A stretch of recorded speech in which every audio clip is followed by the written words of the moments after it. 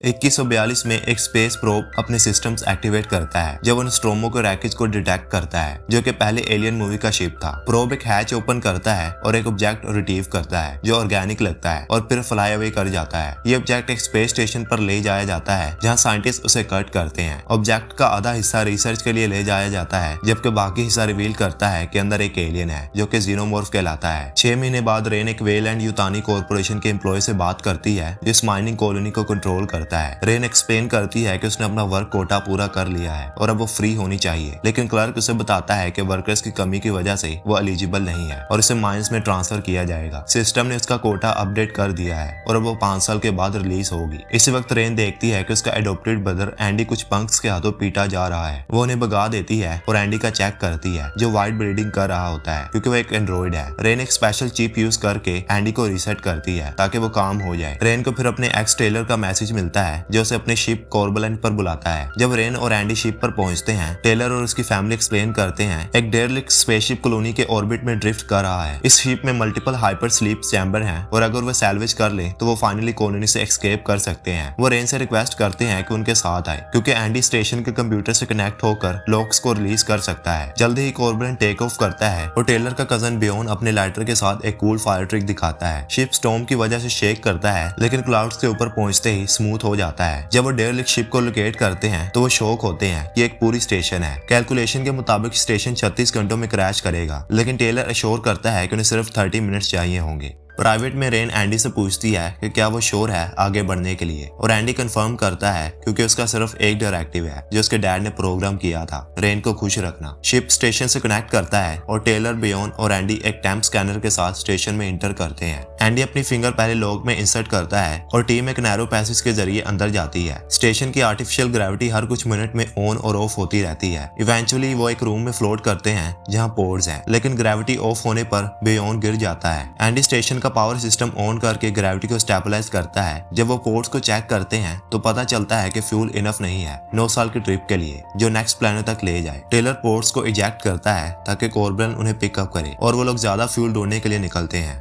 बियोन की बहन नवेरो जो कॉर्बलैंड को पायलट कर रही होती है बिना किसी इशू के पोर्ट्स को पिक कर लेती है, जबकि रेन टेलर की बहन का ख्याल रखती है जो बार बार वोमिट कर रही होती है। नवेरो पोर्ट्स को चेक करने जाती है। अकेला होने पर के रेन को बताती है कि वो प्रेग्नेंट है और उसे कहती है कि ये बात किसी को न बताए। स्टेशन के अंदर ट्रियो अभी भी सर्च कर रहा होता है जब अचानक उन्हें एक रिकॉर्डिंग सुनाई देती है जो स्टेशन के बारे में होती है। रिकॉर्डिंग से पता चलता है कि ये स्टेशन भी वेलैंड यूतानी कॉर्पोरेशन का है, बिल्कुल माइंस की तरह। स्टेशन का नाम रेनेसेंस है और ये 2 पार्ट्स में डिवाइडेड है, रोमुलस और रीमस। वॉल्स पर पेंटिंग से कंफर्म होता है कि नेम्स फेमस मिथ से लिए गए हैं। एक्सप्लोर करते वक्त बियोन एंडी की प्रेजेंस से हेरिटेट हो जाता है क्योंकि उसे एंड्रॉइड से नफरत है। वो रिवील करता है कि एंडी उनके साथ नहीं जा सकता जब वो स्टेशन छोड़ेंगे। टेलर उदास होकर कंफर्म करता है और समझाता है कि वो प्लेनेट जहाँ वो जा रहे हैं एंड्रॉइड्स अलाउ नहीं करता, लेकिन एंडी कहता है कि कोई बात नहीं क्योंकि रेन की खुशी ही उसकी प्रायोरिटी है। कुछ वक्त बाद ट्रियो एक डिसर्टेड लेकिन एक्टिव लैब तक पहुंचता है। बियोन को एक स्टर्न रोड मिलती है और वो उसके साथ खेलते वक्त लगभग एक होल में गिर जाता है, लेकिन एंडी वक्त पर उसे पकड़ लेता है। वो लोग एक डैमेज्ड एंड्रॉइड भी देखते हैं और नोटिस करते हैं कि वो और होल दोनों किसी केमिकल स्पिल की वजह से डिस्ट्रॉय हुए हैं। टीम आगे चलती है और क्रायो चैम्बर तक पहुंचती है जहां डोर सिर्फ आधा खुलता है। गैप इतना बड़ा है कि वो अंदर घुस सके। रूम फ्लूइड होती है और टेलर और बियोन फ्यूल रिट्रीव करने की कोशिश करते हैं, लेकिन बियोन की फिंगर्स फ्रीज हो जाती हैं। उस वक्त एक अलार्म बजता है और डोर बंद हो जाता है जो उन्हें ट्रैप कर देता है। एंडी लॉक ओपन करने की कोशिश करता है लेकिन वो नहीं कर सकता क्योंकि उसके लिए हायर क्लियरेंस चाहिए होती है। नेबर रूम के कंप्यूटर से पता चलता है कि क्रायो चैम्बर के अंदर फेस यूजर्स एलियंस हैं जो फ्रोजन हैं और जागना शुरू कर रहे हैं। नवेरो और रेन के पास अब स्टेशन पर बोर्ड करने के सिवाय कोई ऑप्शन नहीं होता अपने दोस्तों को बचाने के लिए। रेन डिस्ट्रॉयड एंड्रॉइड को ढूंढती है ताकि उसकी क्रेडेंशियल एंडी में ट्रांसफर की जा सके, लेकिन एंड्रॉइड अचानक जाग जाता है और रेन पर अटैक करने की कोशिश करता है। नवेरो उसका मॉड्यूल निकाल कर उसे शट डाउन कर देती है। गस लैब तक पहुंचती है और मॉड्यूल गाइस को डोर के नैरो गैप से देती है। टेलर मॉड्यूल एंडी में लगाता है जो रीबोट होने तक फ्रीज हो जाता है। इस वक्त फेस यूजर स्पोर्ट से फुली अवेकन होकर पानी में छुप जाते हैं। एक फेस यूजर बियोन को ढूंढ लेता है और उसके लेग को ग्रैब कर लेता है जिससे वो गिर जाता है। फिर एलियन उसके फेस पर जंप करता है लेकिन बियोन मैनेज करता है कि उसे हटाए और डोर के अगेंस्ट थ्रो कर दे।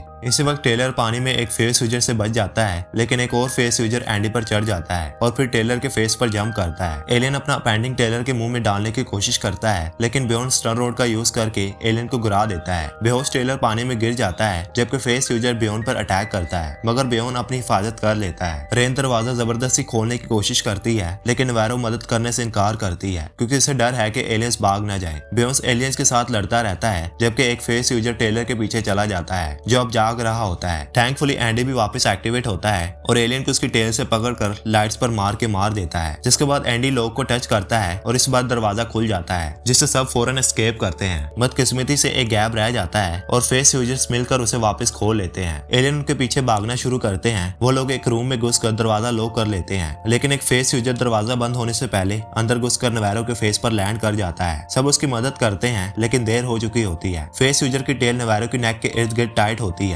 अगर उसे फोर्स से हटाने की कोशिश करते हैं तो वो उसे मार देगा। सबके सरप्राइज के लिए एंडी एक्सप्लेन करता है कि एलियन नवारो के साथ ऑक्सीजन शेयर कर रहा है ताकि वो जिंदा रहे। एंडी अब पहले से ज्यादा इंटेलिजेंट और कॉन्फिडेंट लगता है। रेन रियलाइज करती है कि नए मॉड्यूल की वजह से ऐसा हो रहा है, लेकिन एंडी उसे निकालने से रोकता है और कहता है कि वो अपडेट हो चुका है। एंडी कहता है कि वो फेस यूजर को सेफली नहीं हटा सकता, इसलिए वो प्रपोज करता है कि वो डिस्ट्रॉयड एंड्रॉइड को एक्टिवेट करे। जब एंड्रॉइड कंप्यूटर से कनेक्ट होता है और जागता है तो अपना इंट्रोडक्शन साइंस ऑफिसर रॉक के तौर पर देता है। रॉक उन्हें बताता है कि नवारो को मार देना चाहिए क्योंकि फेस यूजर उसके अंदर एलियन इम्प्लांट कर रहा है और अब देर हो चुकी है। रॉक बताता है कि स्टेशन वही शिप है जिसने नोस्ट्रोमो का रैक ढूंढा था और उसका पूरा क्रू एक जीनोमॉर्फ ने मार दिया था, जो अब होल में केबल से लड़ता हुआ डेड है। इसी एलियन के एसिड ने स्टेशन को इतना डैमेज किया था। रॉक कहता है कि उसने स्टेशन सील कर दिया था जब एलियन मरा, लेकिन तब तक सब लेट हो चुका था। रेन एक आइडिया सोचती है, वो क्रायोनिक लिक्विड यूज करके फेस यूजर को फ्रीज कर सकते हैं। टेलर एलियन पर लिक्विड शूट करता है और जैसे उसकी टेल लूजन होती है वो नवारो को फेस से उसे हटा देते हैं। टेलर फेस यूजर को मारने की कोशिश करता है, लेकिन वो होल के जरिए भाग जाता है। सब नवारो के ठीक होने पर खुश होते हैं, लेकिन रॉक वॉर्न करता है कि 60% चांस है कि नवारो के अंदर एलियन हो। एंडी ग्रुप को कहता है कि वो नवारो को वापस नहीं ले जा सकते। बेयोन गुस्से में एंडी को स्टर्न रोड से मारकर गिरा देता है। रेन उसकी मदद के लिए रुकती है और इसका फायदा उठाकर बेयोन नवारो को लेकर भाग जाता है। इसी वक्त एंडी एक आवाज सुनता है और कॉरिडोर की तरफ दौड़ता है, जहां उसे पता चलता है कि बेयोन दरवाजे बंद कर रहा है। एंडी एक दरवाजा पकड़कर उसे रोकने की कोशिश करता है, लेकिन बेयोन अगले दरवाजे की तरफ भागता है और उसे जल्दी से बंद कर देता है। इस वजह से एंडी, रेन और टेलर स्टेशन के अंदर फंस जाते हैं। नवारो कॉर्बलन को स्टेशन से डिटैच कर देती है, लेकिन दूर तक जाने से पहले वो वीक महसूस करने लगती है। एक स्पेशल लाइट यूज करते हुए वो देखती है कि उसके अंदर एक एलियन है, जैसा रॉक ने प्रिडिक्ट किया था। फिर नवारो को सूजर होती है और एक एलियन जो चेस्ट बस्टर कहलाता है उसे मारकर बॉडी से निकलता है।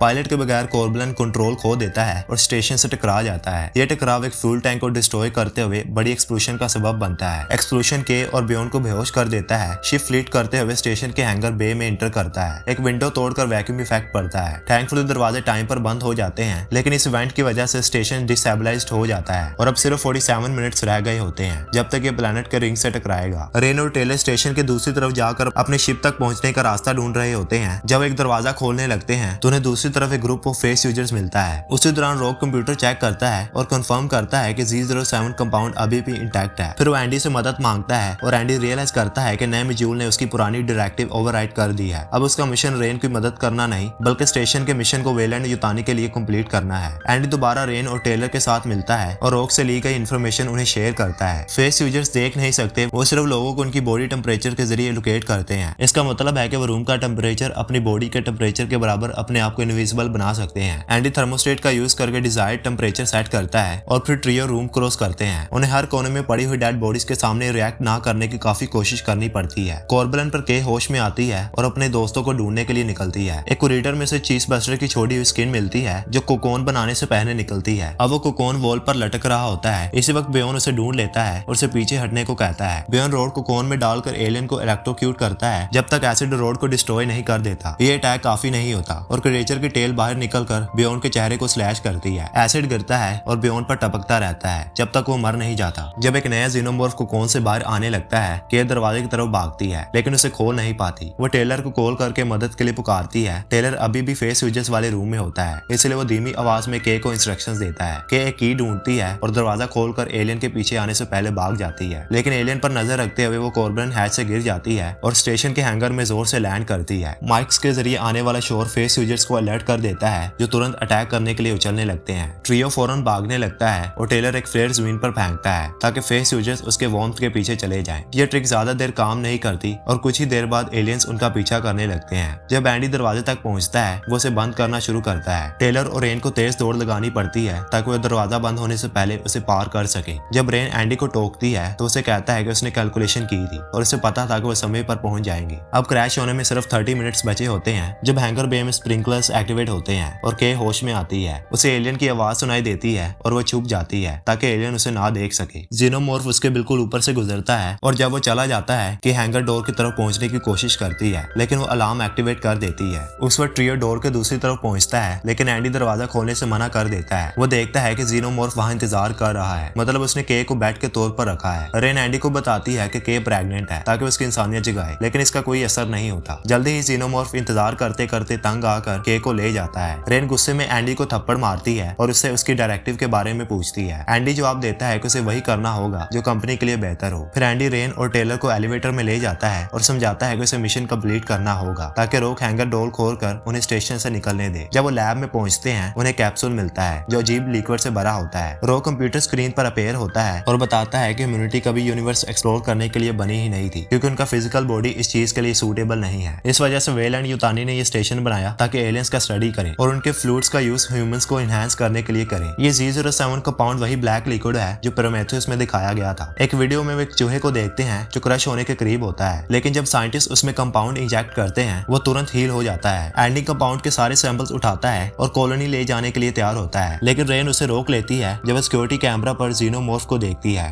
फिर एंडी कॉम्पोनेंट से 2 पल्स गन निकालता है और उन्हें रेन और टेलर को देता है। उन्हें स्ट्रिक्टली कहता है कि सिर्फ जरूरत पर ही शूट करें क्योंकि अगर एलियन का खून एसिड है तो होल ब्रीच हो सकता है। ट्रियो लैब से निकलते हैं। अनवेयरली के वीडियो अभी भी चल रही है। पता चलता है कि चूहा म्यूटेंट होके वो डेड मॉन्स्टर बन गया जो उन्होंने एक बॉक्स के अंदर देखा था। सिर्फ 20 मिनट्स बचे हैं। इम्पैक्ट से पहले ट्रियो स्टेशन क्रॉस करते हैं और बहुत सारा जीनोमॉर्फ डिजाइन डिटेक्ट करते हैं। इसका मतलब है कि वहाँ एक से ज्यादा एलियंस हैं। एंडी जब नेक्स्ट कॉरिडोर के लाइट्स ऑन करता है तो सब एलियन हाई वॉल्स पर देख के डिस्गस्टेड हो जाते हैं। एंडी और रेन वापस जाने का सोचते हैं और एक और कॉरिडोर ढूंढते हैं, मगर टेलर को के की आवाज सुनाई देती है और वो हाइव में रश करता है। रेन उसका पीछा करती है और वहाँ बहुत सारी बॉडीज होती हैं जिसमें के होती है। दोनों के को पुल आउट करते हैं और एंडी पॉइंट आउट करता है कि उसके पास कोई डेड फेस यूजर नहीं है। इसका मतलब है कि अभी तक इम्प्लैक्ट नहीं किया गया। उसकी पल्स अभी भी वीक है। तो एंडी एक कंपाउंड इंजेक्शन देने का ऑफर करता है। जब टेलर यूज करने जाता है रेन उसे रोक लेती है क्योंकि वो सब्सटेंस पर वेरी होती है और कहती है कि के क्रियो चैम्बर में ले जाए तो शायद सर्वाइव कर ले। उस वक्त एक जीनोमॉर्फ की स्क्रीचिंग की आवाज आती है और वो करीब आता है तो सब हाइव से भागकर एक और रूम में चले जाते हैं। वहाँ एक और जीनोमॉर्फ होता है जो रेन को अपनी टेल से स्टैब करने की कोशिश करता है, मगर टेलर उसके आगे आता है और स्टैब हो जाता है। फिर एलियन टेलर की बॉडी को यूज करके एंडी को हिट करता है और उसे इनकैपेसिटेट कर देता है। फिर टेलर को हाइव में खींच ले जाता है जहाँ और क्रिएचर्स उसके इर्द गिर्द उसको मार डालते हैं। रेन और के एलियंस के पहुंचने से पहले एलिवेटर में भाग के एस्केप कर लेते हैं। दोनों एलिवेटर के ऊपर पहुंच जाते हैं और एक और एग्जिट ढूंढने लगते हैं। तभी रोक फिर से सिस्टम के जरिए उनसे बात करता है।